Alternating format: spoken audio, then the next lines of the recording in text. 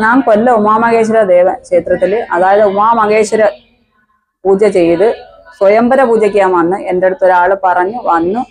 23 ആഴ്ച ഞാൻ ഇരുന്ന് മനസ്സുരുകി ദേവനും ദേവിക്കും പൂജ ചെയ്ത് എൻ്റെ മോൻ്റെ കല്യാണം റെഡിയായി.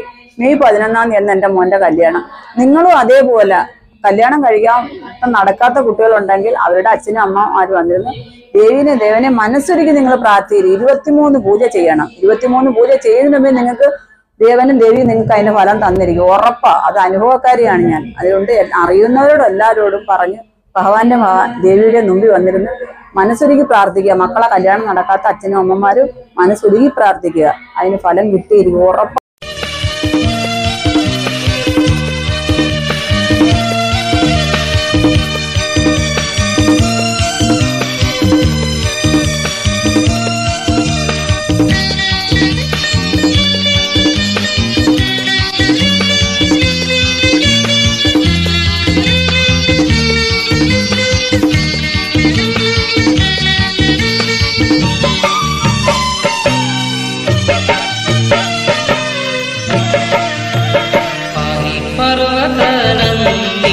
परमेश्वरा जगदीश्वरा पाहि पर्वतनन्दिनी